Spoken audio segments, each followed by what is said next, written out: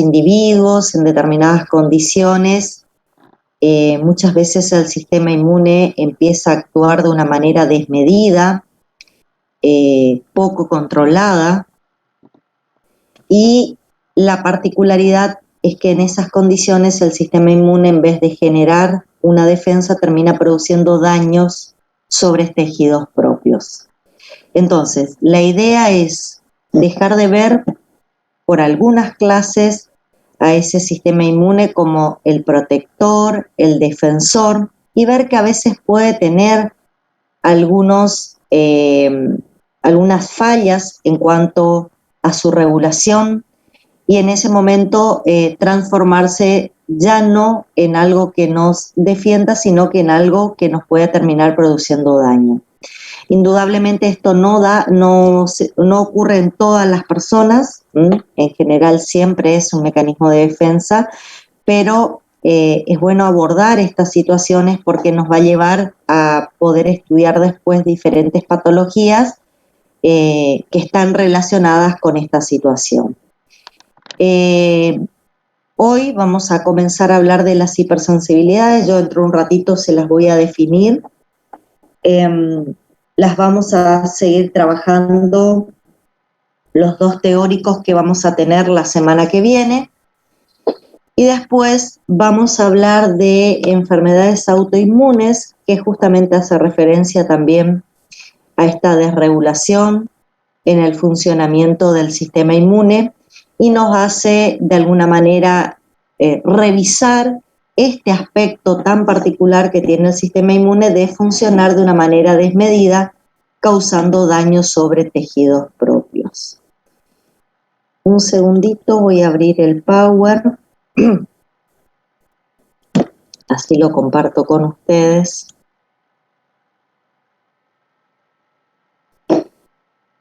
Como les decía, vamos a trabajar con hipersensibilidades. La palabra lo está de alguna manera indicando. Una hipersensibilidad es una situación donde el sistema inmune está como desmedido en cuanto a su respuesta. Los mecanismos que pone en juego para responder el sistema inmune en realidad son los mismos mecanismos que nosotros venimos estudiando ahora como mecanismos normales, ¿sí? Solamente que ahora esos mecanismos normales van a actuar de una manera muy intensa, y al actuar de ese modo es donde se produce mayor daño sobre tejidos propios. Recuerden que yo dije, y esto lo hemos charlado con anterioridad, por ejemplo, en los procesos inflamatorios siempre hay daño. En general, ahí hablamos de un daño autolimitado, así que es, digamos, un daño no tan intenso. Ahora vamos a hablar de un daño un poco más importante sobre las estructuras propias. Bueno, comenzando por la primera, de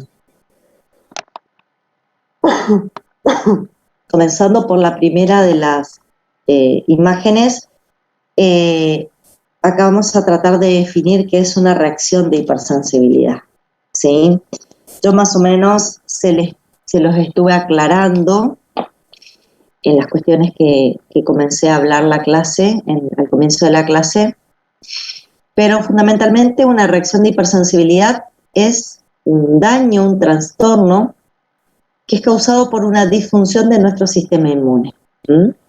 Ese sistema inmune que tiene determinados mecanismos y que fundamentalmente tiene autotolerancia, tiene la capacidad de tolerar estructuras propias, bajo determinadas circunstancias empieza a ocasionar un daño tisular, y los mecanismos que causan daño tisular son exactamente los mismos mecanismos que hasta ahora nosotros habíamos utilizado para abordar el tema de la respuesta inmunológica. O sea, vamos a volver a hablar de la inmunidad innata, vamos Perdón, estoy con la garganta un poco tomada. Vamos a volver a hablar de la inmunidad innata, vamos a volver a hablar de la inmunidad adaptativa, ¿sí? Solamente que ahora en vez de protegernos, va de alguna manera a causar daño.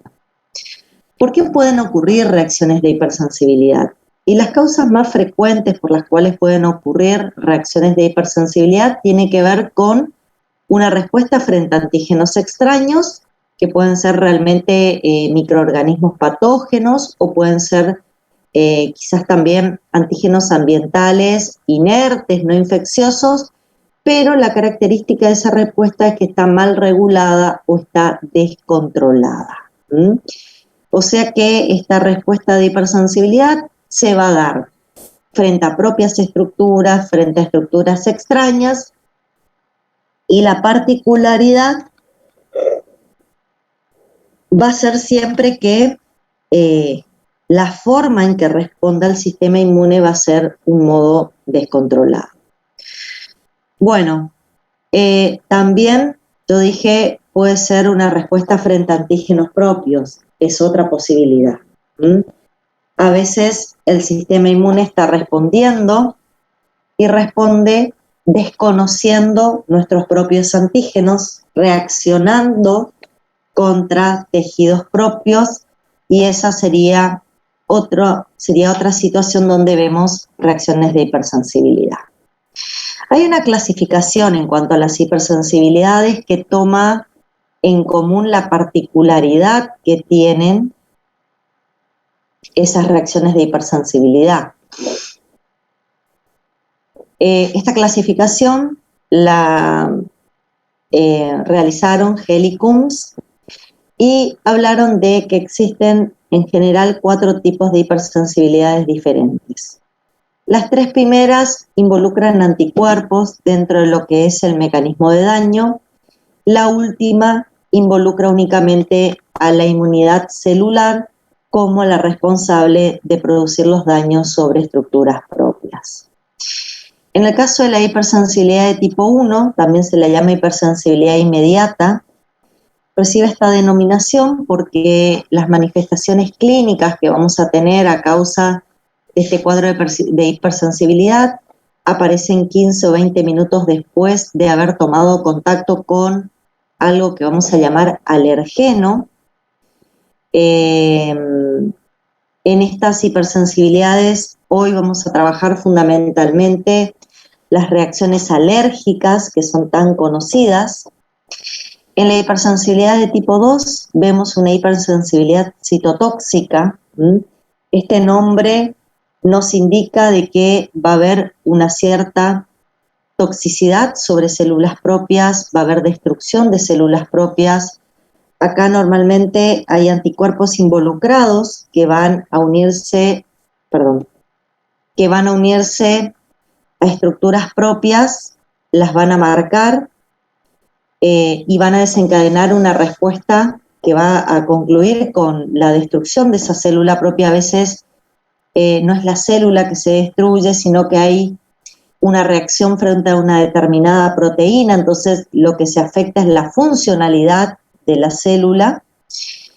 Es un tipo de hipersensibilidad que tiene diferentes modos de expresión dependiendo qué tipo de células de mi cuerpo son afectadas. Pueden ser afectadas distintos tipos de células y eso va a ser a los subtipos de hipersensibilidad de tipo 2 que podemos tener. En el caso de la hipersensibilidad de tipo 3 es una hipersensibilidad mediada por complejos inmunes. Si ustedes se ponen a pensar, la verdad es que nosotros en general siempre formamos complejos inmunes. Acá estamos hablando de complejos inmunes circulando en sangre, ¿sí?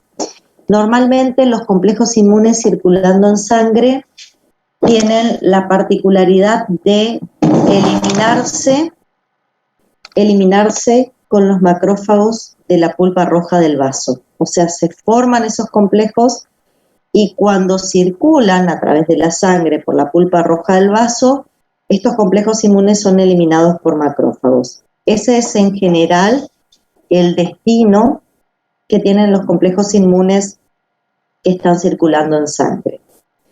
En esta hipersensibilidad en particular se van a formar un tipo especial de complejos inmunes que no son destruidos por los macrófagos del vaso debido a alguna particularidad que tiene en su composición, en su estructura, el complejo inmune. Quedan circulando en sangre por mucho tiempo, se pueden depositar en algunos tejidos y al depositarse en algunos tejidos terminan causando daño en ese sitio de nuestro cuerpo donde se depositan. Ya vamos a ver después qué particularidades tienen estos complejos inmunes, dónde normalmente se depositan, qué provocan cuando se depositan, ¿sí? Hay una serie de aspectos que vamos a tener que repasar cuando veamos la hipersensibilidad de tipo 3. Y finalmente, como dije, tenemos la hipersensibilidad de tipo 4, que es una hipersensibilidad celular. Están involucrados fundamentalmente linfocitos o la inmunidad celular y van a ser linfocitos que se van a activar frente a estructuras propias, frente a células propias y ante esa activación lo que se va a poder observar es justamente un daño en nuestros tejidos. Ustedes piensen que un linfocito T citotóxico tiene la capacidad de lisar células infectadas y bueno, en determinadas circunstancias va a terminar lisando, por ejemplo, células sanas.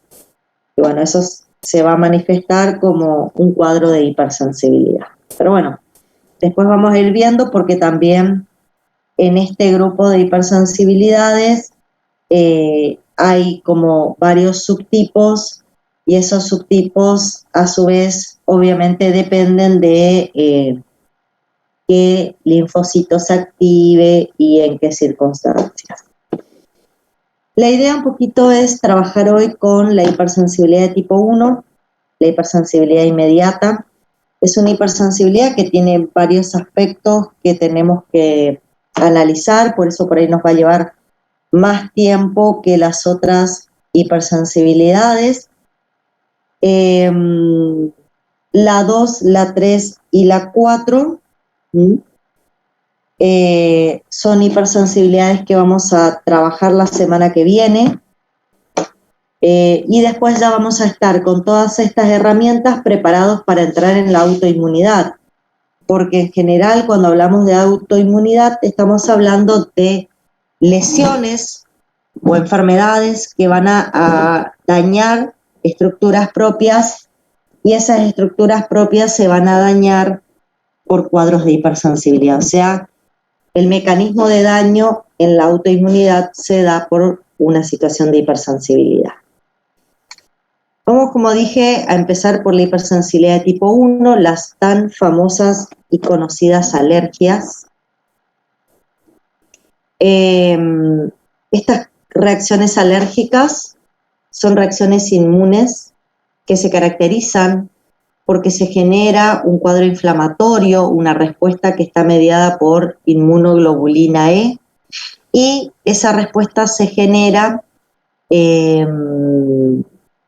frente a algo inocuo que ingresa del exterior y que nosotros a partir de hoy lo vamos a denominar alergeno.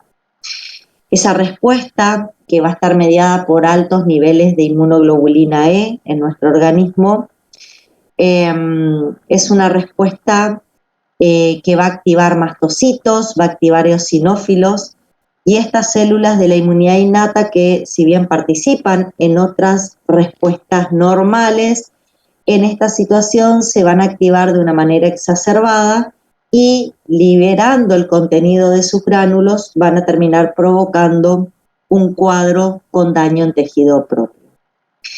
En este punto quiero aclarar que muchas veces ante el ejercicio intenso o la exposición repentina al frío, podemos tener manifestaciones muy semejantes a un cuadro de alergia. A ver, si yo les pregunto, ¿qué manifiesta o qué podemos observar en un paciente que está con un cuadro de alergia? Bueno, todo depende en realidad por dónde ingresa el alergeno, pero normalmente lo escuchamos estornudar, tiene secreción nasal, tiene congestión, puede tener broncoespasmo, ¿sí? Bueno, son todas características que vamos a ver que son propias del cuadro alérgico. Sin embargo, algunas personas, sin tener IgEs aumentadas, sin que haya un alergeno, en una situación de un ejercicio intenso o en una situación de exposición al frío, también pueden activar mastocitos y pueden desencadenar reacciones similares con síntomas similares al cuadro alérgico, ¿sí? Van a ver que las personas, por ejemplo, cuando ingresan a un ambiente donde está muy frío o la temperatura está muy baja, empiezan a estornudar, empiezan a tener secreción nasal, y no siempre eso implica de que tomen contacto con un alergeno o haya IgEs mediando. Ahora ya vamos a ver cómo median las IgEs en esa respuesta, ¿sí? Pero bueno, vamos a hablar un poquito de los alergenos porque hoy le vamos a dar mucha importancia a estas sustancias, así como en clases anteriores hablamos de virus, de bacterias, de parásitos. Hoy vamos a hablar de alergenos. ¿Qué son los alergenos? Son antígenos, son proteínas ambientales que en determinadas personas predispuestas, y acá estoy remarcando esta palabra predispuestas, porque ahora vamos a ver que no todos los individuos tienen la misma reacción frente a un alergeno, pero bueno, en personas predispuestas estos alergenos provocan o inducen la producción de inmunoglobulina E. Entonces, partiendo de este concepto, vamos a ver que hay personas que frente a un alergeno producen inmunoglobulina E y son personas predispuestas y que seguramente van a desarrollar una reacción alérgica, y tenemos personas que frente a un alergeno responden de otra manera. Responden formando inmunoglobulina G, por ejemplo, que es una inmunoglobulina que no está involucrada en las respuestas alérgicas. Pero bueno, ya vamos a hablar de ese tema dentro de unos minutos. Volviendo a los alergenos, vamos a ver algunas características de los alergenos. Son proteínas de muy bajo peso molecular. Estas características de ser proteínas de muy bajo peso molecular, lo que hacen es darle la particularidad de que normalmente el alergeno esté aerolizado, esté flotando en el ambiente. Entonces, de esa manera, es muy frecuente que el alergeno ingrese por vía respiratoria. Mientras respiramos el aire, de paso incorporamos al alergeno, o también podemos incorporar el alergeno por vía digestiva. Otra particularidad que tienen los alergenos es que poseen una actividad enzimática. Esa actividad enzimática hace que ellos, al ingresar en nuestro cuerpo, puedan, por ejemplo, degradar la capa de mucus, que muchas veces está recubriendo los epitelios y que evita que el alergeno tome contacto directo con el epitelio mucoso. Entonces, lo que hacen es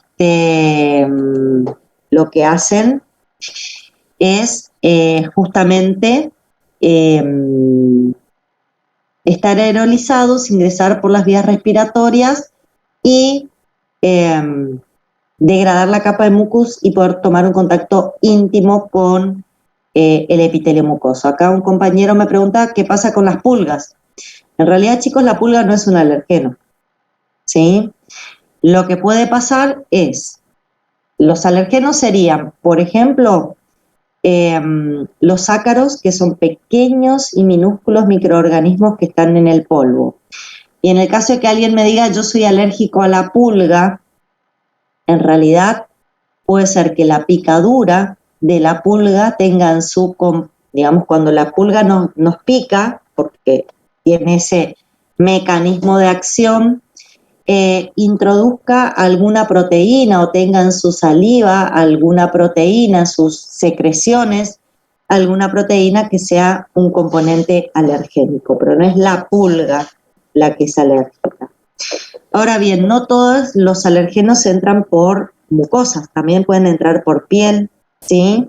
Acá, de vuelta lo mismo, al ser proteínas de bajo peso molecular, tienen alta solubilidad, entonces pueden atravesar los epitelios por la bicapa lipídica, por difusión directamente, ingresan por difusión a nivel de la piel o a nivel de las mucosas. Se acercan al epitelio y lo atraviesan sin ningún inconveniente. Bueno, son sustancias que tienen alta estabilidad, esto hace que las enzimas que nosotros por ahí tengamos en los epitelios no la puedan destruir. Además, tampoco la puedo destruir a nivel medio ambiente con desinfectantes. A pesar de que pueda colocar un desinfectante, sigue presente el alergeno. Y eso hace que en general, y lo habrán escuchado seguramente en más de una oportunidad, la forma más efectiva de liberar un alergeno de un medio ambiente es aireando los ambientes, generando corrientes de aire para volatilizar los alergenos y que de alguna manera se eliminen hacia el exterior. Si no, es como que no tenemos demasiados mecanismos. Ustedes van a decir, bueno, pero por ejemplo, yo puedo tener algo que me elimine y me mate los ácaros que están en el polvo. Sí, se van a morir los ácaros y eso va a evitar que se sigan reproduciendo, pero el ácaro va a permanecer y la proteína de su superficie va a seguir siendo alergénica. La única manera de eliminarlos es hacer una corriente de aire y que lo saque hacia el exterior. Bueno, también es importante que actúen a bajas concentraciones, con un muy pequeño inóculo de alergeno ya es suficiente para poder provocar una respuesta de hipersensibilidad en personas que son susceptibles, porque vamos a ver que las reacciones de hipersensibilidad fundamentalmente se van a dar en personas que tienen cierta susceptibilidad. Bueno, ¿dónde vamos a encontrar alergenos?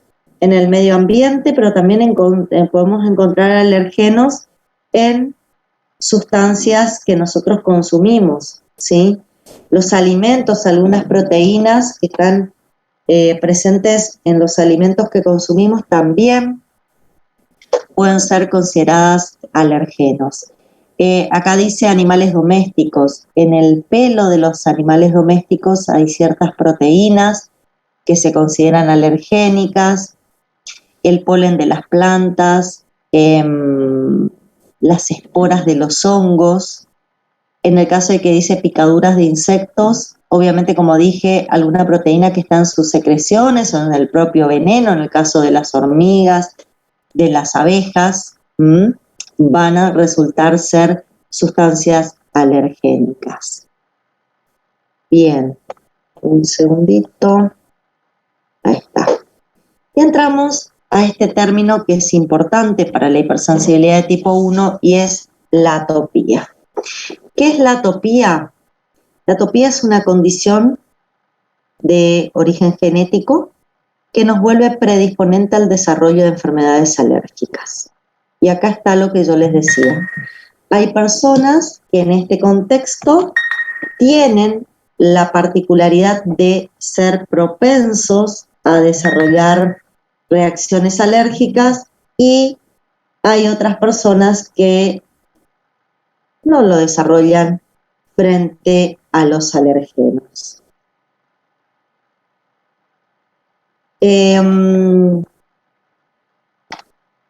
Con respecto a esto,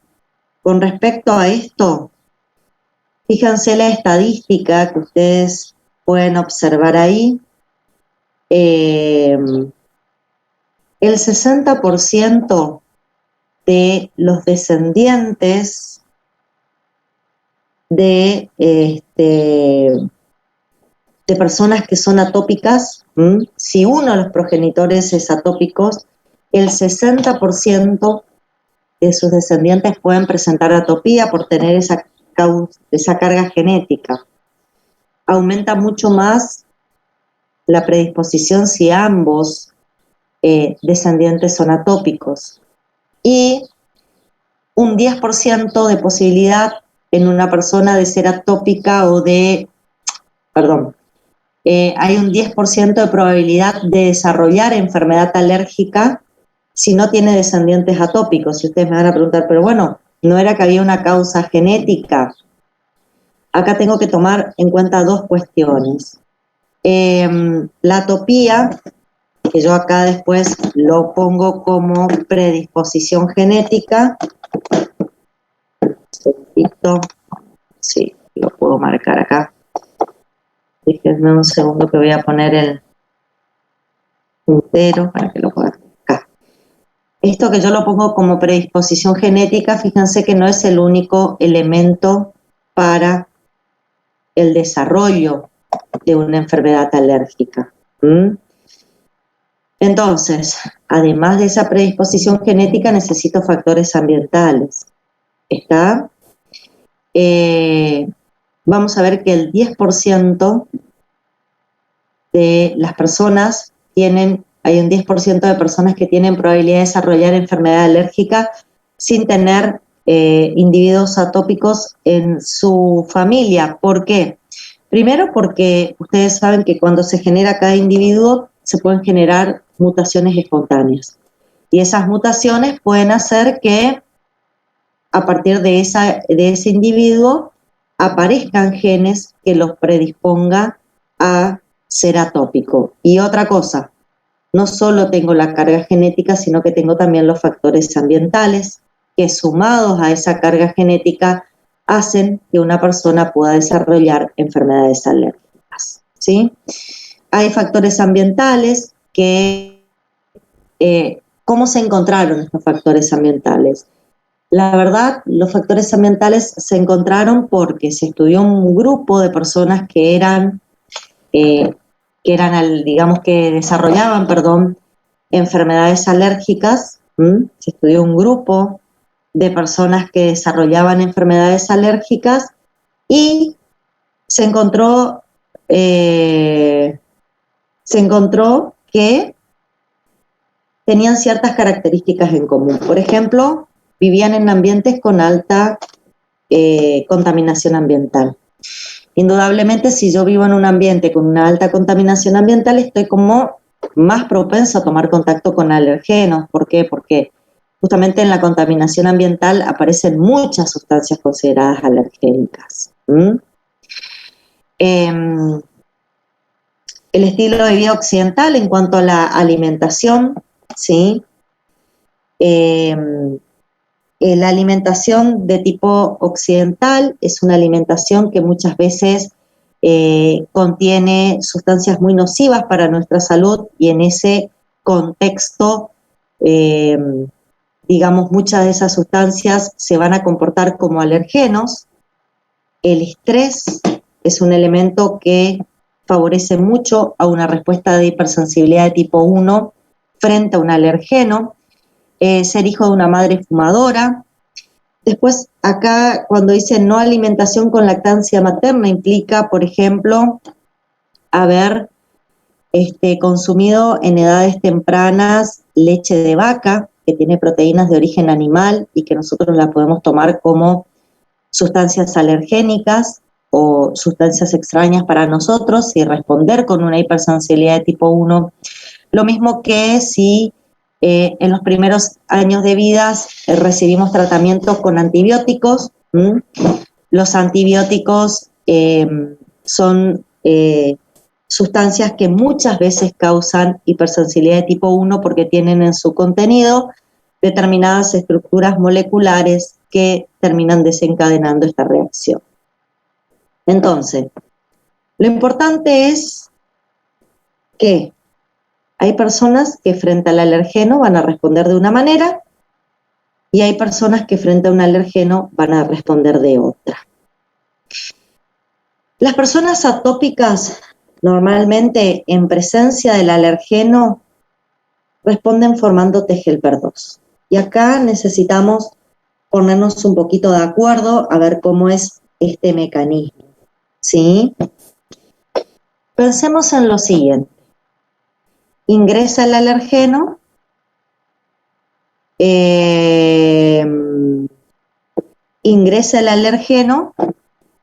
es reconocido por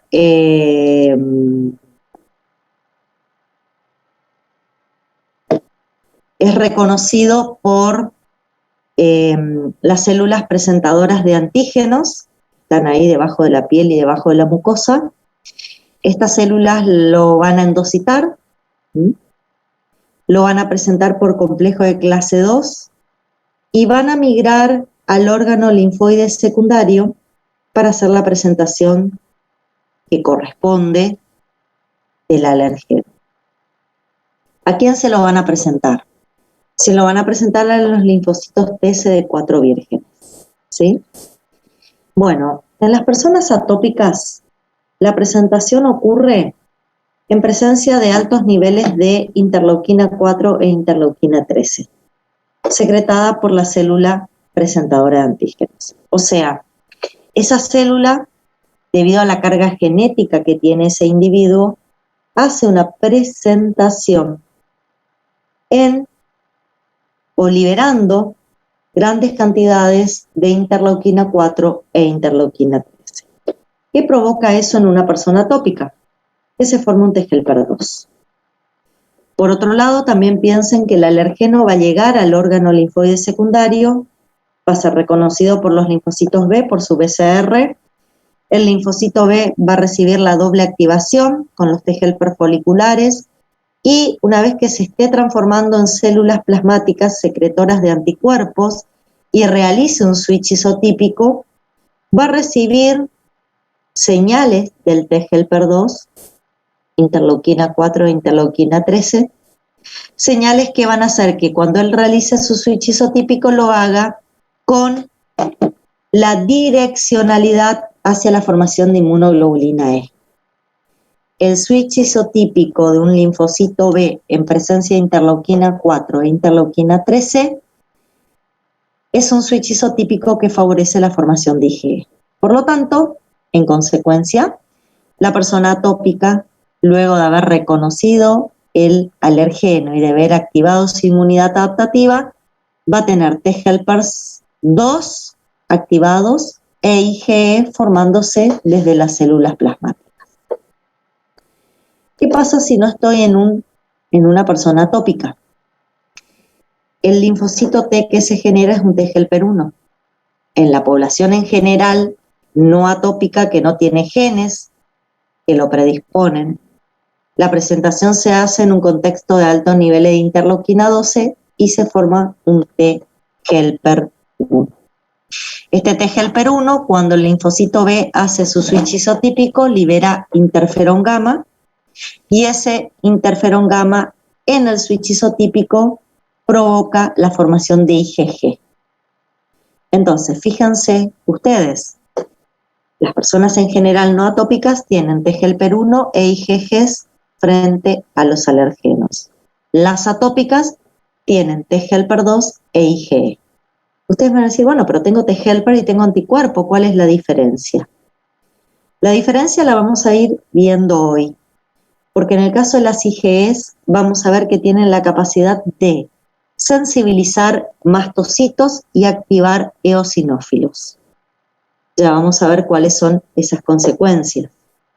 En el caso de las IgGs, opsonizan el alergeno, esas IgGs son reconocidas por macrófagos, los macrófagos fagocitan y ahí finaliza y se elimina el alergeno sin tener una respuesta de hipersensibilidad. Y ustedes me van a decir, pero ¿y por qué la IgE produce una respuesta de hipersensibilidad? Porque en general al activar mastocitos y al activar eosinófilos provoca la degranulación de estas células y su degranulación es la responsable de esa respuesta exacerbada, de esa respuesta sobreestimulada que va a terminar causando daño o algunas manifestaciones clínicas en los pacientes, ¿sí? Acá recién por el chat me estaban preguntando por qué el parto por cesárea va a predisponer a reacciones alérgicas. La verdad, les soy sincera, hay cuestiones que por ahí aparecen como características de una población en particular. Por ejemplo, en este caso son características de las personas que presentan reacciones alérgicas y en realidad desde el punto de vista inmunológico no tenemos modos precisos para explicar. Si nos ponemos a pensar por qué las personas alérgicas en su mayoría nacieron por partos por cesárea, a ver qué tiene que ver el parto por cesárea en digamos, el desarrollo de una alergia, y la verdad, yo en particular en este momento no le encuentro demasiado sentido, pero bueno, es una característica que el estudio encontró cuando analizó miles de personas que hacen reacciones alérgicas, hacen reacciones de hipersensibilidad tipo 1, y bueno, tenían en común esos factores ambientales, que podemos nombrar así de esa manera, sin que algunos expliquen muy bien por qué pueden terminar desarrollando la hipersensibilidad. Algunos son fáciles de interpretar, como los que yo le nombré, ¿sí? Pero hay otros que y no sé por qué el parto por cesárea, ¿sí? Pero bueno, era una característica que tenían la mayoría de las personas que desarrollaban alergia. La pregunta del millón sería, ¿la persona que nace por parto normal no es alérgico, no puede ser alérgico? Sí, también. Pero la gran mayoría nacieron por partos por cesáreas. ¿Tá? Son particularidades que surgen de algunos estudios.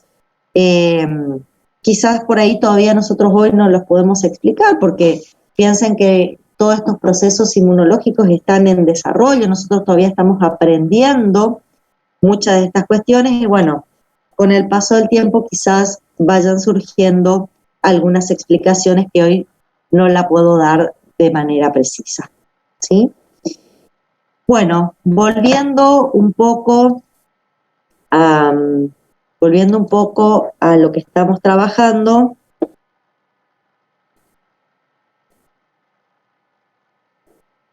vamos a ver qué características en común tienen las reacciones alérgicas. Y acá aparece esta primer característica, que es un poco lo que yo hace un momento les dije a ustedes, el tema de activación de linfocitos T helper 2 que favorecen la formación de inmunoglobulina E ante el ingreso del alergeno en individuos atópicos. Es un poco lo que yo estuve explicando a lo largo de la clase, o por lo menos en la última parte. Los atópicos frente a un alergeno responden de una manera muy particular, que es favoreciendo la diferenciación de linfocitos T helpers en T helper 2 y va a provocar la formación de IgE. Bueno, ¿qué va a hacer esa? Bueno, acá está lo que yo ya le conté. Los linfocitos B se van a activar, van a producir IgE y estas IgEs van a sensibilizar mastocitos, ¿sí? Y acá nos tenemos que tomar un minuto para tratar de explicar qué significa que sensibilizan mastocitos. Un mastocito sensibilizado es lo que ustedes observan acá en la imagen, que tengo a la izquierda de la pantalla, ¿sí? ¿Qué particularidad tiene un mastocito sensibilizado? Tiene IgEs unidas por sus receptores Fc epsilon, tiene IgE unida a receptores Fc epsilon por sus regiones Fc en la superficie del mastocito. A ver, el mastocito en su superficie está recubierto de receptores Fc epsilon. Yo puedo encontrar hasta 500.000 receptores Fc epsilon sobre la superficie de un mastocito. Esas IgEs que se formaron van a venir y se van a unir. Van a venir y se van a unir por sus receptores Fc. Acá ven, por sus porciones Fc, quise decir. A los receptores Fc, por sus porciones Fc, se van a unir. ¿Está? Ahí las pueden ver a todas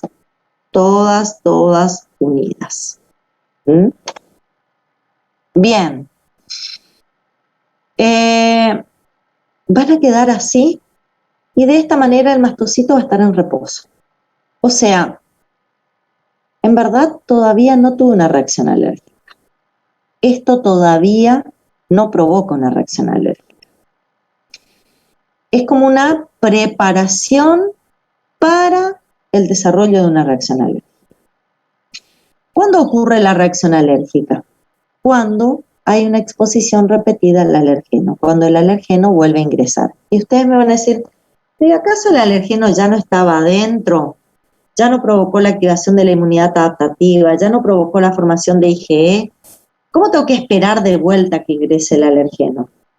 Y ustedes piensen en lo siguiente, chicos. Cuando este mastocito se sensibilizó, lo hizo 25 o 30 días después de haber ingresado el alergeno. Ustedes me van a decir, ¿por qué 25 a 30 días después? Ingresa el alergeno, la célula presentadora va al órgano linfoide secundario, el alergeno viaja al órgano linfoide secundario. Hay una presentación de antígenos, hay una activación, hay una proliferación, hay una diferenciación y nos lleva 20 días. Entonces, hasta que las IgEs vienen y se unen al mastocito y pasaron 25 días. Y lo más probable es que para ese entonces la primera partícula de alergeno que entró y provocó todo este lío ya fue fagocitada por un macrófago, que quizás lo reconoció por sus receptores RRP como algo extraño y directamente lo endocitó y ya no está más el alergeno. Entonces, ¿qué me van a quedar de ese primer encuentro con el alergeno? Me van a quedar los mastocitos sensibilizados pero en reposo. Yo hasta acá no me voy a enterar que me sensibilicé. Yo hasta acá no me voy a enterar que tomé contacto con el alergeno. No hay nada en todo este proceso que a mí me diga, mirá, tomé contacto con el alergeno. No tengo ningún síntoma. ¿Sí? Hay pruebas de laboratorio, en realidad no son pruebas de laboratorio, sí. Podemos medir IgE, por ejemplo, y va a estar aumentada en una persona. Bueno, sí, esta persona está sensibilizada porque tiene las IgE aumentadas. Es una de las cuestiones desde el laboratorio que se pueden hacer. Pero en general, si no hay mucho para hacer para darse cuenta que uno está sensibilizado. Ahora bien, bueno, estoy sensibilizado. ¿Cuánto tiempo tardo en exponerme al alergeno? Y eso es algo particular e individual. ¿Sí? Porque yo me puedo exponer al alergeno una vez que estoy sensibilizada a la semana, a los 10 días, al mes, al año o nunca. Tengo así como nunca, si se sensibilizó con un alergeno que le rodee y después nunca. A ver, me fui de vacaciones al sur de mi país, tomé contacto con el polen de una planta que existe solamente allá, ¿sí? Me sensibilicé frente al polen de esa planta y a los 10 días me vine de vuelta y acá donde yo vivo no está el polen de esa planta, no está esa planta. Y yo estoy sensibilizada específicamente frente al polen de esa planta en particular. Usted me va a decir, ¿tan específico es? Y yo les pregunto, perdón, ¿las regiones FAB de un anticuerpo no son sumamente específicas frente a un epitope antigénico en particular? Sí, señor. O sea que si yo me sensibilicé frente al polen, es de una planta en particular. Cuando yo tome contacto con el polen de otras plantas, acá no me va a pasar nada, porque no es la que esa IgE puede reconocer. Son otras partículas. Ahora, ¿me puedo sensibilizar contra el polen de las plantas de acá? Y también. Ese mastocito puede tener IgEs diferentes frente a diferentes alergenos. También. Pero bueno, supongamos que solamente sufrí una sensibilización porque ese polen en particular en mi organismo resultó alergénico. No me fui más al sur, ¿sí? Ya está, lo conocí, me encantó, pero no me gusta, mucho frío, no sé, no es lo mío. Y no voy más. ¿Y qué me va a quedar de las vacaciones? Me van a quedar los mastocitos sensibilizados, pero yo nunca voy a hacer una reacción de hipersensibilidad frente a ese alergeno en particular. ¿Sí? Me va a quedar como un recuerdo, pero yo nunca voy a hacer una reacción alérgica. Para que yo haga la reacción alérgica me tengo que exponer exactamente al mismo alergeno que provocó mi sensibilización. Lo más probable es que me encuentre, porque los alergenos que provocan mi sensibilización son los alergenos que me rodean a mí, los que tengo contacto todos los días. Por eso es muy probable que yo me vuelva a contactar y ¿qué pasa? ¿Cuál es el siguiente paso ahí? Se activan los mastocitos y se desgranulan. Bueno, esas fases son fundamentales para una reacción alérgica. Tengo que tomar contacto con el alergeno, activar TGLPR2, formar IgEs, sensibilizar mastocitos y después activarlos. Eso es como que son pasos fundamentales, ¿sí? Para poder entender un poquito la reacción alérgica, yo necesito que hablemos cuáles son las principales células efectoras. Usted me va a decir, ya la conocemos, sí, pero ya hay cuestiones que quiero que repasemos, porque son fundamentales. Por ejemplo, es fundamental que repasemos los linfocitos TCD4 que se van a activar. Los T helper foliculares, ustedes ya lo conocen de sobremanera, porque ¿qué particularidad tenían los T helper foliculares? Eran los que ayudaban a darle la segunda señal de activación a los linfocitos B, para que estos empiecen a proliferar y diferenciarse en células plasmáticas. Acá los necesito sí o sí. ¿Por qué? Porque si no, no hay IgE, y si no hay IgE, no hay sensibilización de mastocito y no hay respuesta alérgica. La IgE es como algo esencial. Sin IgE no hay respuesta alérgica. Bueno, después necesito también los TGLPR2. ¿Por qué? Porque son los que en un inicio me van a liberar las citoquinas que van a favorecer el switch isotípico para formar la IgE. Pero también tienen otras citoquinas, como, bueno, la interleuquina 4 es la que fundamentalmente junto con la 13 va a provocar el cambio de isotipo para producir IgE, pero la interleuquina 4 tiene otra particularidad, porque cuando reingresa el alergeno, el TGLPR2 de memoria va a migrar al sitio donde está el alergeno. Y en ese sitio donde está el alergeno, donde reingresó el alergeno y que migró el TGLPR2 de memoria, se va a liberar esta interleuquina 4 y la interleuquina 4 lo que va a hacer es reclutar eosinófilos y más TGLPR2. También va a liberar interleuquina 5 que va a activar a eosinófilos y va a liberar interleuquina 13 que va a estimular a las células epiteliales a secretar moco. Entonces, va a haber una intensa secreción de moco durante la respuesta alérgica. Ustedes van a decir, bueno, pero el moco nos protege los epitelios. Sí, pero en altas concentraciones en vías respiratorias, ¿qué provoca el moco? Afecta el intercambio gaseoso. va a hacer que nosotros tengamos dificultad respiratoria. Entonces, no está tan bueno tener altas secreciones de moco. Si bien impiden el ingreso del patógeno, pero bueno, chicos, acá no hay ningún patógeno, hay una pequeña proteína ambiental que se metió en mi cuerpo.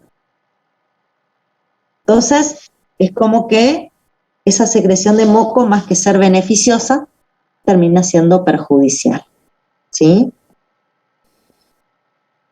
Los más interesantes en todo este proceso son los mastocitos. Los mastocitos, que nosotros normalmente lo tenemos en mucosa, en submucosa, a nivel del tracto gastrointestinal, a nivel respiratorio y de la piel, que quedan sensibilizados por la unión de las IgEs, aunque dormidos en esta condición, y cuando reingresa el alergeno se activan y se degranulan. Yo simplemente quiero que acá recuerden que no es la única manera de degranular un mastocito. ¿Se acuerdan que otras cosas podían hacer que se degranule un mastocito? ¿Se acuerdan de las anafilotoxinas del sistema del complemento? Bueno, acá el sistema del complemento no se activa. Así que no van a ser las anafilotoxinas las que provoquen la degranulación del mastocito. También el mastocito por ahí se puede granular por reconocimiento a través de receptores de membrana de agentes extraños. Bueno, acá tampoco es la situación. Acá fundamentalmente el mastocito se activa porque tiene IgEs unidas formadas en un encuentro previo con el alergeno y ahora ingresó otra vez el alergeno y va a provocar esta estimulación. ¿Qué pasa cuando se activa un mastocito? Libera el contenido de sus gránulos. Perfecto. En sus gránulos tiene mediadores preformados, sustancias que ya están ahí esperando a ser liberadas. Histamina, serotonina, heparina, peroxidasa y proteasas. Son sustancias que tienen que provocan o efectos vasoactivos o directamente daño en tejidos propios, como el caso de las proteasas. Degradan proteínas de la matriz extracelular, alterando la arquitectura, por ejemplo, de un tejido. ¿Sí? Sin embargo, el mastocito tiene otra particularidad. Cuando se activa, no solo libera lo que ya tiene almacenado, sino que empieza a sintetizar nuevas sustancias que las va a liberar apenas concluya con su síntesis. Entre esas sustancias neosintetizadas, lo que primero empieza a liberar, y lo hace, por ejemplo, a los 15 o 20 minutos después de haberse activado, son los derivados de ácidos grasos, las prostaglandinas, los leucotrienos y el factor activador de plaqueta que deriva del ácido araquidónico. Estas las sintetiza enseguida. Después sintetiza una batería de proteínas como las interleuquinas, los interferones, quimiosinas, factores de crecimiento, que recién las empieza a liberar 48 horas después. A ver, ¿por qué los mediadores lipídicos liberan inmediatamente y las proteínas tardan más? Esto es biología celular, chicos. Para generar los mediadores lipídicos solamente tiene que activar una enzima y ya se forman los mediadores lipídicos. Para sintetizar proteínas, ¿qué tengo que hacer? Tengo que ir al ADN, copiar el ADN, formar un ARN mensajero, ir a los ribosomas. Los ribosomas, como son proteínas de secreción, los ribosomas se tienen que asociar al retículo endoplásmico rugoso, volcar en la luz del retículo endoplásmico rugoso la proteína. Esta proteína tiene que viajar del retículo endoplásmico al aparato de Golgi. En el aparato de Golgi se tiene que internalizar en una vesícula secretoria y recién ahí sale al exterior la proteína. O sea, como que cuando es una proteína secretada, tardo más, cuando es un lípido, enseguida lo puedo sintetizar. Por eso, lo primero que aparece apenas se activa el mastocito son los preformados y los mediadores lipídicos. ¿Sí? Los otros aparecen 24 a 48 horas después. Esto ya inmediatamente a ustedes les da a entender una cuestión. Yo reingreso el alergeno y 15 o 20 minutos después voy a tener sintomatología según estos mediadores que libera el mastocito. La vida media de estos mediadores es corta, por lo tanto las manifestaciones que estos mediadores generen no va a durar mucho tiempo, más que 1 o 2 horas. Ahí aparentemente va a haber una reversión de los síntomas y voy a volver a tener una sintomatología 24 o 48 horas después, cuando aparecen las otras sustancias liberadas por los mastocitos, ¿sí? Pero repasemos un poquito qué producían estas sustancias, y fundamentalmente la histamina. Yo sé que nosotros ya hablamos de los efectos vasoactivos de la histamina, pero acá es como que me interesa que lo mencionemos con mucha mayor especificidad. La histamina es una sustancia que tiene receptores en determinados grupos de células, tiene una vida media de 15 o 20 minutos, se libera, se une a los receptores y se destruye, o sea que lo que provoque la histamina va a ser un efecto inmediato. Va a contraer la musculatura lisa, tanto de bronquios como de intestino. Ambas, y en realidad, chicos, esto va a depender de en qué lugar de mi cuerpo se está liberando grandes cantidades de histamina. Y eso a su vez va a depender de por dónde ingresó el alergeno. Porque si el alergeno ingresó por vías respiratorias, la histamina se va a estar liberando alrededor de la mucosa respiratoria. Y el músculo liso que va a resultar afectado es el músculo liso bronquial. Sin embargo, si el alergeno entró por el aparato digestivo, se va a contraer la musculatura lisa intestinal y voy a tener fundamentalmente manifestaciones gastrointestinales. Ya les cuento que cuando ingresa el alergeno por vía digestiva, muchas veces inmediatamente es volcada a sangre y de esa manera puede llegar a causarme manifestaciones respiratorias, ¿sí? Puede llegar a causarme manifestaciones respiratorias. Pero en general, las manifestaciones respiratorias van a observarse fundamentalmente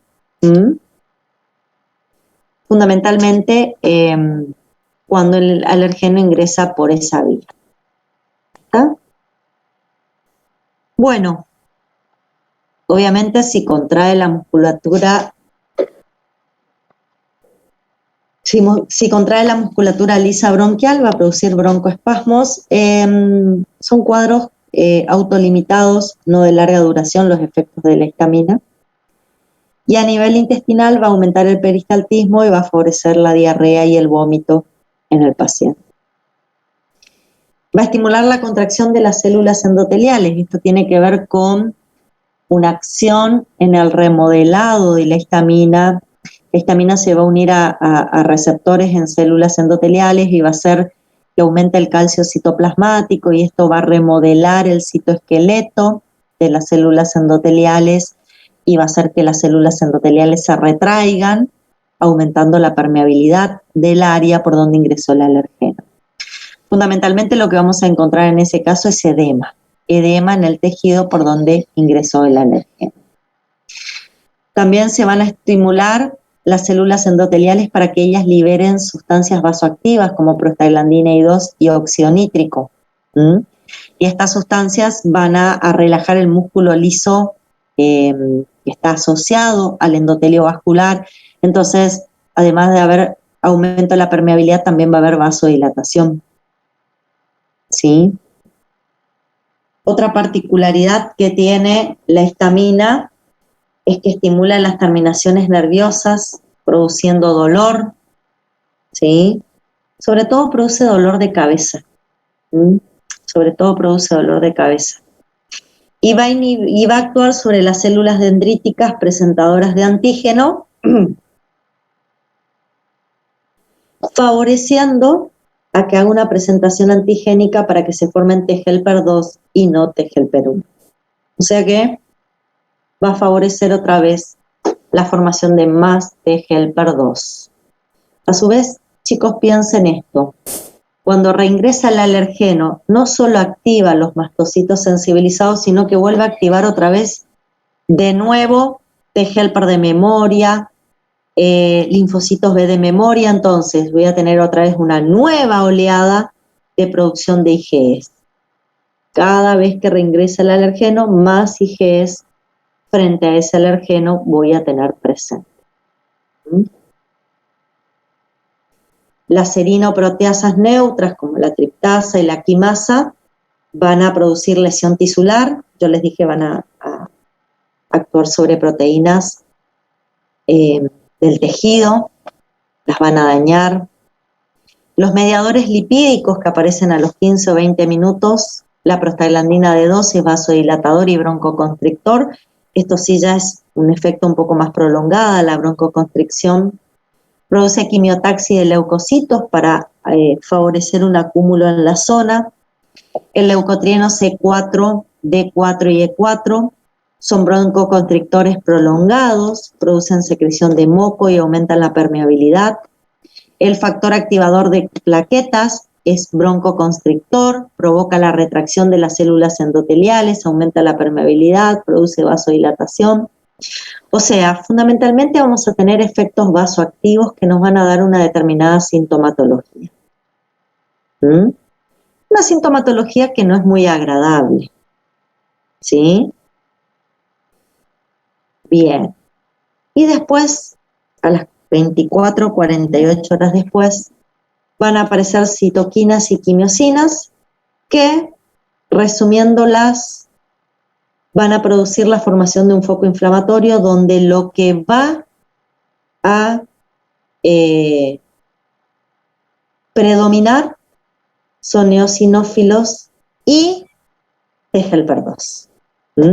Ese foco inflamatorio que estas sustancias van a favorecer son fundamentalmente un foco inflamatorio con T-helper 2 y eosinófilos.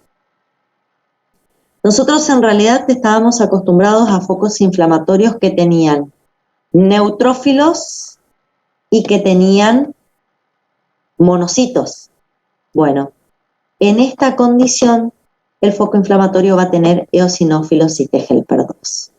Ustedes me van a decir, pero bueno, profe, ¿cuál es la diferencia? Son leucocitos al final. ¿Cuál es la diferencia entre tener un infiltrado neutrofílico y tener un infiltrado eosinofílico? Los dos son granulocitos, los dos pueden liberar el contenido de sus gránulos, ¿sí? La diferencia fundamentalmente está en que cuando el que libera el contenido de sus gránulos es un eosinófilo, sus gránulos tienen sustancias muy lesivas hacia nuestro organismo. En ese contexto se estarían preguntando, pero profe, ¿no hablamos que el eosinófilo se granulaba frente al parásito en la clase anterior? Sí, pero ahora se está degranulando frente a células propias o frente a algo pequeñito e inocuo y daña células propias. Y el daño que produce el eosinófilo sobre los tejidos propios es mucho mayor que el daño que puede producir por ejemplo, neutrófilo. Y ahí viene el cuadro de hipersensibilidad también. Bueno. También aparecen, chicos, unas células que nosotros hablamos en verdad muy poco en estas situaciones, son los basófilos. Los basófilos son células que normalmente están en sangre. Sin embargo, en este tipo de circunstancias, en presencias de alergenos, en presencias de inmunoglobulina E, estos basófilos pueden pasar a tejidos periféricos y los podemos encontrar debajo de la piel y debajo de la mucosa. ¿Qué particularidad tienen los basófilos? Son granulocitos, tienen receptores Fc epsilon, por lo tanto también pueden unir IgEs, ¿sí? Cuando esa IgEs unida al basófilo sensibilizado, interacciona con un alergeno, el basófilo se degranula. ¿Y qué tiene el basófilo en sus gránulos? Y tiene particularmente lo mismo que tiene un mastocito. Tiene histamina, serotonina, proteasas. Puede, al activarse, empezar a sintetizar mediadores lipídicos y también citoquinas proinflamatorias. Por lo tanto, ¿qué es lo que vamos a observar? ¿Qué es lo que vamos a observar? Que el basófilo va a extravasar de sangre a tejidos y va a potenciar todo este cuadro que provocó el mastocito.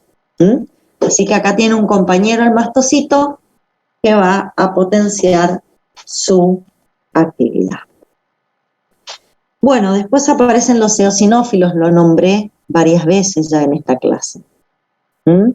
Son, como ustedes saben, granulocitos sanguíneos y van a predominar en la parte tardía, en ese infiltrado inflamatorio tardío que se va a formar luego del reingreso de un alergeno. ¿Y por qué tardío?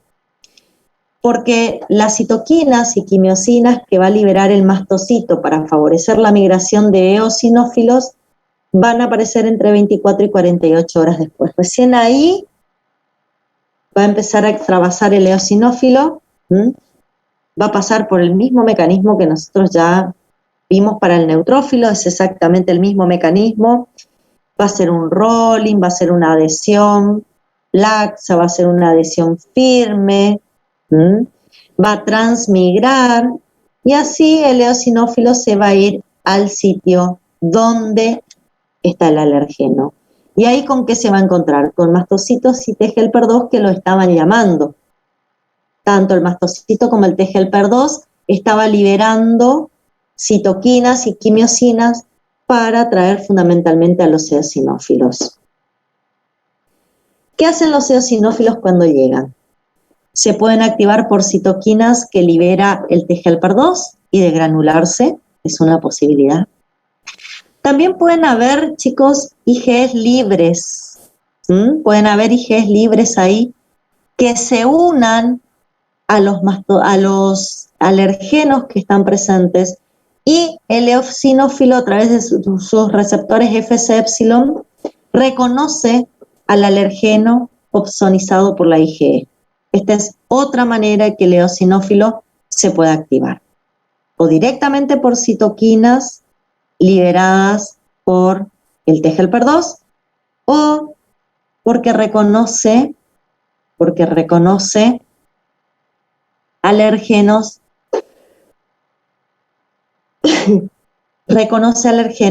opsonizados por las IgEs.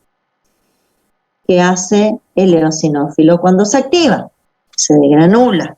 Esto ya lo habíamos visto en el caso de los parásitos, que tiene en sus gránulos un eosinófilo. Como pueden ver ahí,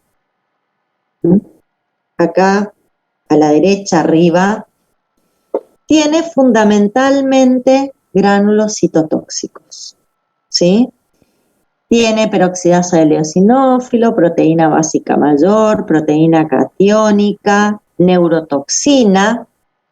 Todas estas sustancias van a provocar daño en tejido propio, todas. Van a romper proteínas del tejido propio, van a lesionar membranas celulares. Entonces, ¿qué voy a empezar a tener 24 o 48 horas después del reingreso del alergeno? Un daño en el tejido por donde ingresó el alergeno. Fíjense que el eosinófilo también puede sintetizar y liberar mediadores lipídicos, más citoquinas, más quimiosinas, o sea, van a venir más eosinófilos al área. La particularidad de este cuadro inflamatorio tardío es que es autolimitado, ¿sí? Y que en general nosotros tenemos la particularidad de poder regenerar el tejido dañado, igual que en cualquier proceso inflamatorio común. Por ahí la particularidad sería que el daño es más intenso que en un proceso inflamatorio normal. ¿Sí? El daño es más intenso que en un proceso inflamatorio normal. Pero bueno, es autolimitado y yo una vez que todo este proceso inflamatorio revierte, tengo estrategias para reponer el tejido. ¿Sí? Entonces, vamos a ver que en realidad el proceso alérgico tiene como una serie de etapas. La primera es sumamente necesaria. Si yo no tengo sensibilización, nunca voy a tener un proceso alérgico. Es más, las otras etapas quizás a veces no aparecen, ¿sí?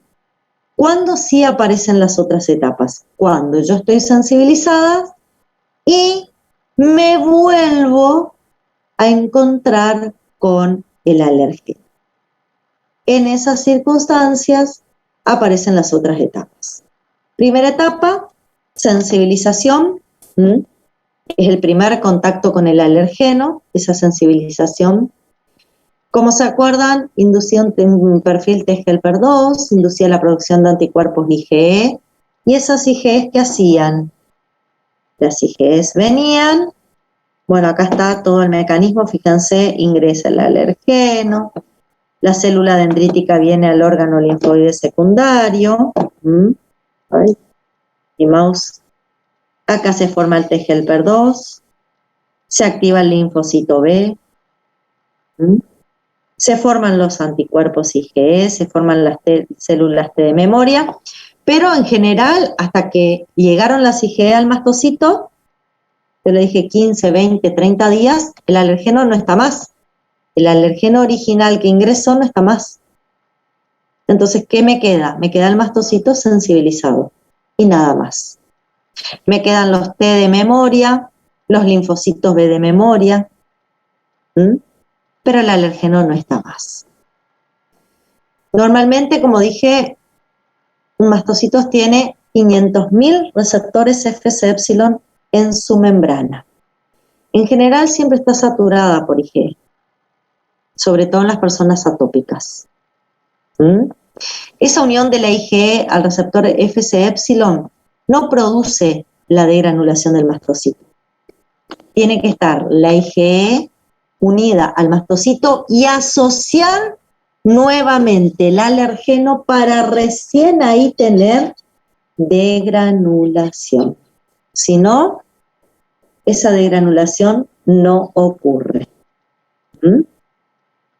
Y un detalle más. Tener IgEs unidas a receptores Fc-epsilon estimulan para que sinteticen más receptores Fc-epsilon y le da una fuerte señal de sobrevida. ¿Eso qué quiere decir?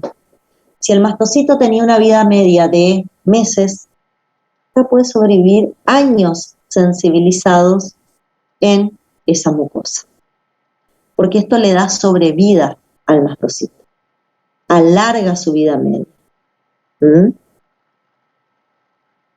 Bueno.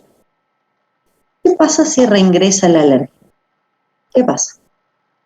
Pasa la barrera mucosa, inmediatamente por debajo, ¿con qué se encuentra? Con el señor mastocito, con las IgEs, fíjense, por sus porciones Fc unidos a los receptores Fc-epsilon y las porciones FAB hacia el lado externo. ¿Qué hace el alergeno? Interactúa con dos, y esto es algo que no les dije hoy, tiene que haber un entrecruzamiento de IgEs con dos IgEs vecinas, acá lo pueden ver perfectamente, con dos IgEs vecinas tiene que interactuar ese mastocito y ahí inmediatamente se degranula. Luego de unos minutos aparece histamina, prostaglandina, leucotrieno y factor activador de plaquetas. ¿Qué va a producir en el área? Va a producir vasodilatación, aumento de la permeabilidad vascular. ¿Mm? La dilatación de los vasos locales va a producir eritema. En general, cuando el alergeno entra por piel o por vía digestiva, yo encuentro eritema visible, ¿sí? Porque aparece en la piel. ¿Está? Hay un aumento de la permeabilidad vascular, se forman tumefacciones. Si es en la piel, se denomina abones. ¿Mm? Es como una roncha. También puede haber edema de las mucosas, que va a dificultar el intercambio gaseoso, va a dificultar digamos, la respiración. Puede haber tos, secreción de mocos, estornudos, aumento del peristaltismo con diarrea, vómitos, broncoconstricción, broncoespasmos, ¿sí? Esto aparece a los 15 o 20 minutos, dura más o menos 2 horas y revierte, ¿sí? Con o sin medicación revierte, porque la vida media de estas sustancias es pequeña. ¿Está? Ahí aparecen los síntomas. Las prostaglandinas son vasodilatadoras, broncoconstrictoras, causan dolor de cabeza. La histamina, la serotonina, vasodilatadora, hace contracción de la musculatura lisa bronquial o intestinal, incrementa la secreción de glándulas, entonces empieza a aparecer goteo nasal, lagrimeo, ¿sí? Los leucotrienos son los más broncoconstrictores, los que prolongan en el tiempo la broncoconstricción. ¿Mm? Generalmente la histamina produce un broncoespasmo solamente y es autolimitado, pero los leucotrienos son los que realmente producen una broncoconstricción de mayor duración.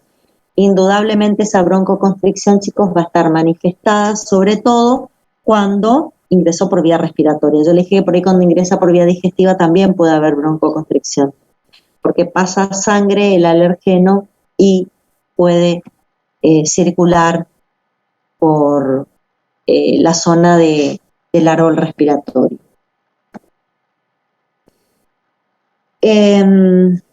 Bueno, después de ese proceso autolimitado, horas después, días después diría yo, puede aparecer, o aparece, no es que puede, aparece una fase efectora tardía. Esa fase efectora tardía se caracteriza por un infiltrado inflamatorio. Ese infiltrado inflamatorio está representado por eosinófilos de helper 2. También puede haber basófilos ahí, chicos. Que van a liberar el contenido de sus gránulos y van a generar un cuadro inflamatorio. Un cuadro inflamatorio intenso que va a provocar daños sobre estructuras propias. Una cuestión en particular, y esto es para que por ahí entiendan lo que ocurre en el asma. Si el contacto con el alergeno es frecuente o de manera constante, el cuadro inflamatorio, que normalmente es agudo y autolimitado, se puede volver crónico. ¿Por qué crónico? Porque sigue entrando el alergeno, hace una manifestación inmediata, una tardía. Sigue entrando el alergeno, manifestación inmediata y tardía. Y por ahí nos pasa que entre un ingreso y otro no llegó a revertir el cuadro inflamatorio. Y lo estoy potenciando, y lo estoy potenciando, y lo estoy potenciando.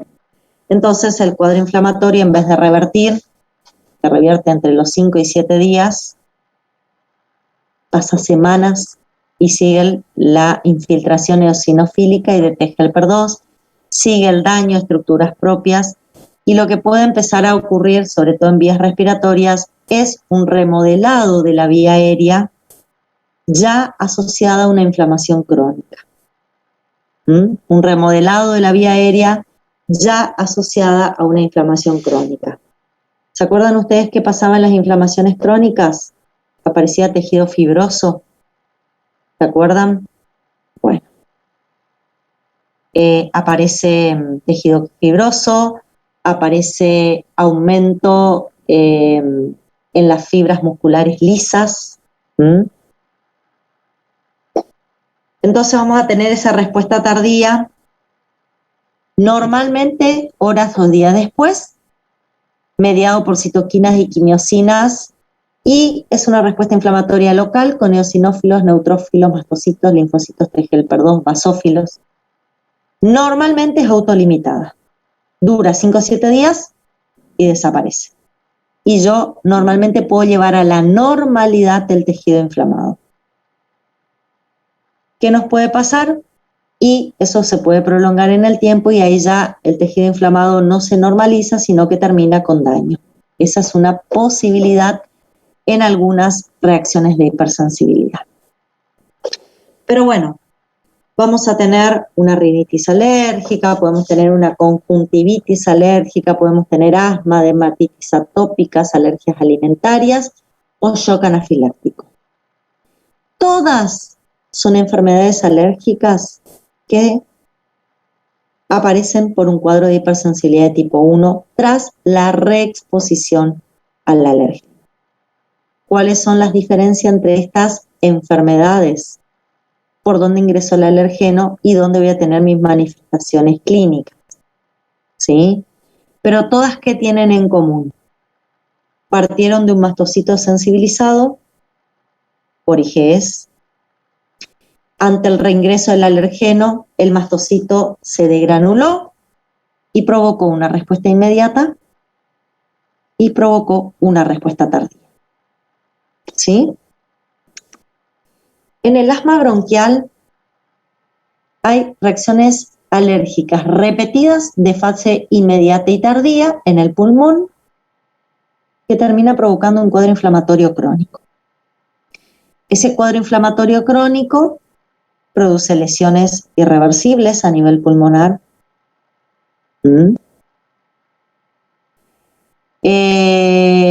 Hay, por ejemplo, una hipertrofia al músculo liso bronquial, es lo que yo le decía, aumenta, hay un sobrecrecimiento del músculo liso. Puede haber depósito de tejido fibroso. Esto va a ir provocando con el paso del tiempo una obstrucción intermitente irreversible de las vías respiratorias. A su vez va a hacer que esas vías respiratorias sean hiperreactivas a broncoconstrictores. Sean sumamente reactivas. A veces ya ni siquiera es el alergeno el que entra, puede ser un cambio de temperatura, puede ser una actividad física, y ya empieza con cuadro de broncoconstricciones severas. Pero ¿por qué en el asma bronquial se da de esta manera? Porque hubieron reacciones repetidas de fase inmediata y tardía. La fase tardía se cronificó y terminó provocando lesiones irreversibles a nivel pulmonar.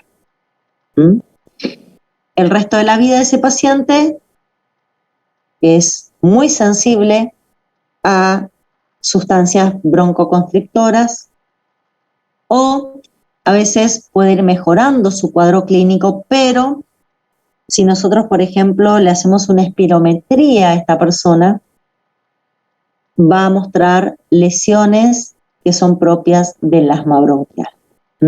Por más que en alguna etapa de su vida esto revierta y deje de volverse sensible a los broncoconstrictores, a situaciones o a elementos broncoconstrictores, bueno, los daños que se instauraron por esa inflamación crónica van a quedar en evidencia.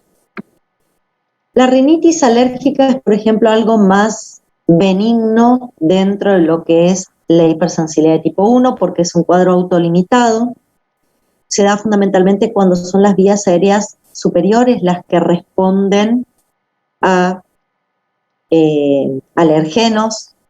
Entonces lo que vamos a encontrar es edema de la mucosa, infiltración eosinofílica, secreción de moco, estornudos, una pequeña dificultad respiratoria, nos va a quedar todo enrojecida en la zona de la nariz, la cara. Podemos tener lagrimeo, porque se congestionan también las glándulas cercanas. Pero bueno, la respuesta inmediata va a estar autolimitada, después aparece la respuesta tardía, que si bien va a causar lesión, pero es reversible, y hasta el próximo encuentro del alergeno eso pasa. Lo que sí puede ocurrir, chicos, es que cada vez que yo me encuentre con el alergeno responda de una manera más exacerbada, más intensa. ¿Por qué? Porque hay más mastocitos sensibilizados, chicos, más liberación de histamina que en una primera instancia.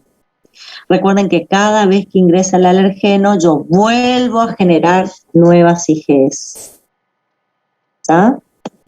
En el caso de la alergia a los alimentos, indudablemente va a ingresar por la vía digestiva, va a activar mastocitos de la mucosa y submucosa intestinal, de la orofaringe también. Normalmente acá hay manifestaciones en la piel siempre. Voy a tener prurito, ronchas, edema tisular, aumento del peristaltismo, aumento de la secreción epitelial con vómitos y diarrea del epitelio mucoso del tubo digestivo. También, como entra por vía digestiva, puede afectarse en las vías aéreas superiores, puedo tener una rinitis, puedo tener un pequeño broncoespasmo. Suelen ser leves. Todo depende de cuántos mastocitos tengo sensibilizados y cuál es la carga del antígeno que ingresó. ¿Está?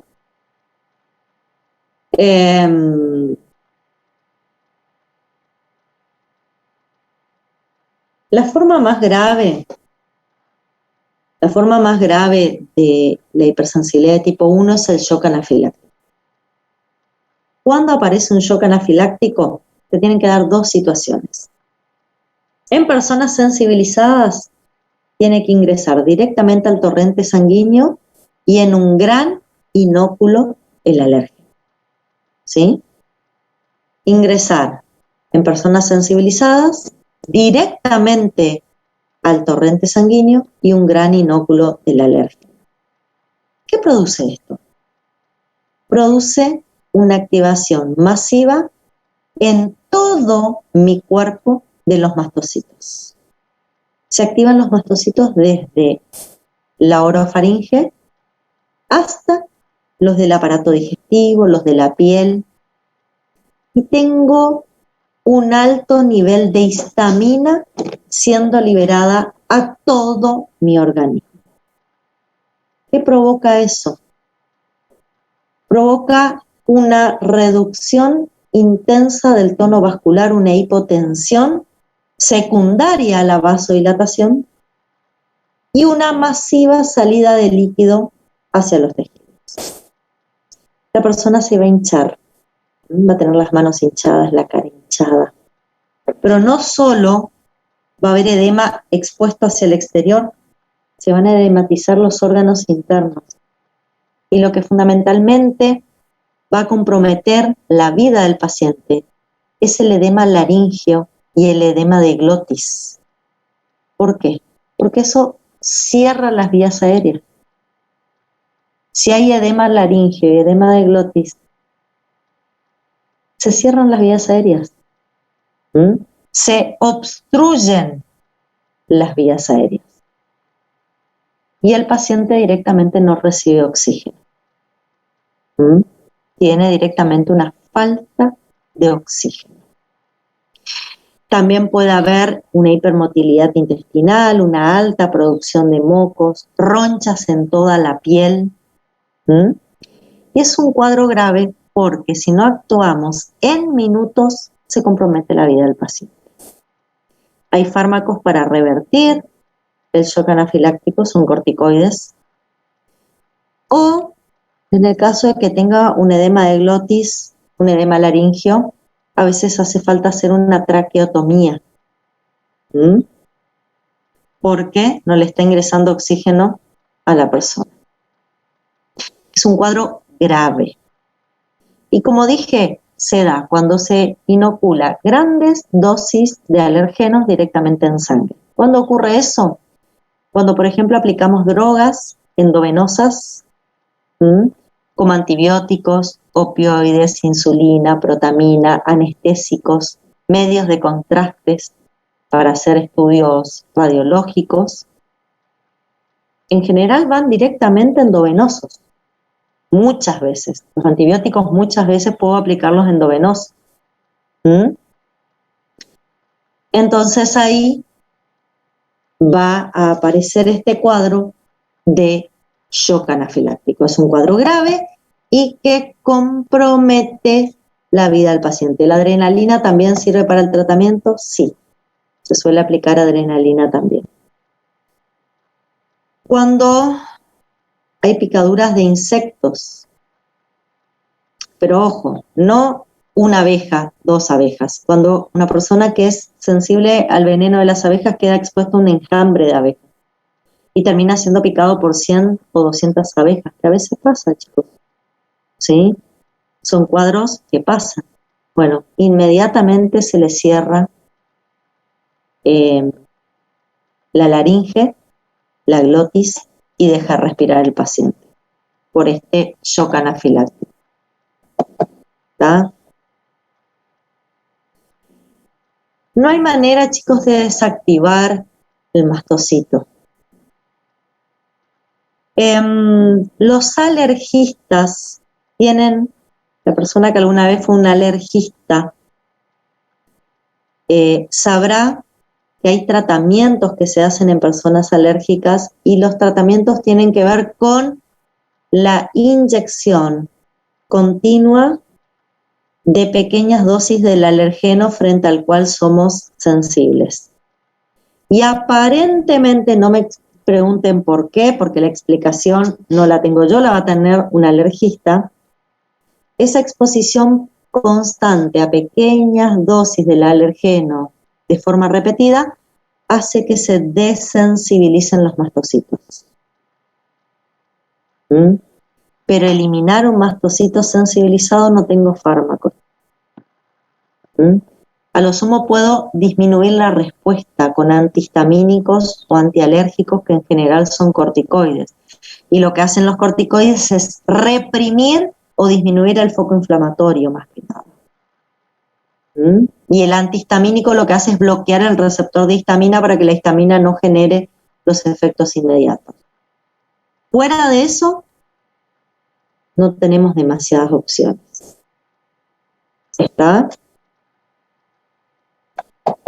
Bueno, suele ser muy frecuente el shock anafiláctico en alimentos, porque como yo le dije, el alimento del aparato digestivo pasa directamente a la sangre, el alérgeno. También puede pasar. En el caso del látex, por ejemplo, nos ponemos guantes de látex, esos guantes que nos cubren toda la mano, entonces tengo gran superficie de la piel y la piel directamente absorbe y envía el alergeno a la circulación sanguínea. Bueno, como pueden ver, hay situaciones de hipersensibilidad tipo 1 que son autolimitadas y más que las molestias, no causan gran inconveniente. Otros cuadros de hipersensibilidad tipo 1 pueden ser un poco más graves porque se forma un proceso inflamatorio crónico y ya hay lesión crónica en algunos tejidos, como hablamos del asma bronquial. Y después están estas situaciones extremas que ponen en peligro la vida del paciente. ¿Y quién está causando la muerte del paciente en un shock anafiláctico? Su propio sistema inmune, lo que libera su sistema inmune. Por eso, como dije al comienzo de la clase, y ya terminando un poquito con esto, lo que dije al comienzo de la clase, no siempre el sistema inmune va a protegernos. En algunas circunstancias, el sistema inmune puede terminar causando daños autolimitados, daños crónicos o hasta inclusive acá podemos demostrar que puede poner en peligro la vida de un paciente. Y fíjense, ¿quiénes me están poniendo en peligro? Unas pequeñas moléculas que son la histamina y los mediadores lipídicos liberados por el mastocito. El tema es que están siendo liberados en tanta cantidad y en todo mi cuerpo que causan una especie de shock cardiovascular que compromete mi vida. ¿Sí? Cuando tiene una persona con un shock anafiláctico, no hay mucho tiempo para actuar. Tiene que ser inmediato. Por eso por ahí muchas veces la gente que es alérgica a las abejas, cuando va a una excursión en el medio ambiente, se suelen llevar ampollas de sustancias para tratar, porque a veces no llegan a tiempo al centro de salud. Tienen que 5, 6, 7 minutos para actuar y si no, no va a ser ni la primera ni la última persona que murió por una alergia al veneno de las abejas. ¿Sí? Bueno, chicos, esto era lo que tenía para contarles. Espero que les haya resultado interesante. La clase es algo que hemos escuchado muchísimo, pero fíjense, hoy ustedes tienen la particularidad de poder entender por qué ocurre. ¿Por qué estornudo? ¿Por qué tengo secreción nasal? ¿Sí? Y, bueno, empezamos a partir de ahora a verlo al sistema inmune ya no como el héroe salvador sino que tiene algo de villano en su esencia. ¿Sí? Bueno, de mi parte no tengo más nada para contarles. No sé si hay alguna pregunta para hacer. Ustedes van a volver a trabajar este tema la semana que viene en seminario, tiene el caso clínico de asma, así que los invito a que ya lo empiecen a mirar, al caso clínico, abordarlo en base a lo que charlamos. Yo les voy a subir el capítulo del libro que tiene justamente hipersensibilidad, hay un capítulo solo de hipersensibilidad, ya les voy a subir ese capítulo para que lo tengan. Y bueno, de mi parte despedirme. Semana que viene tenemos 2 teóricos, así que nos volvemos a ver con frecuencia otra vez, no tan esporádicamente como fue estas últimas 2 semanas. Y como siempre, agradecerles que estén del otro lado para poder llevar adelante este teórico. Y fuerza, chicos, nos falta menos, cada vez falta menos. Ya estamos en la última etapa, nos quedan pocas semanas. Fíjense que estamos a mediados de octubre, nos quedan prácticamente 15 días, 2 semanas de clase. Así que ahora viene el momento en que tenemos que ponerle un poco más de ganas a todo. Ya sé que estamos cansados, chicos, yo también estoy agotada, pero bueno, es la última recta.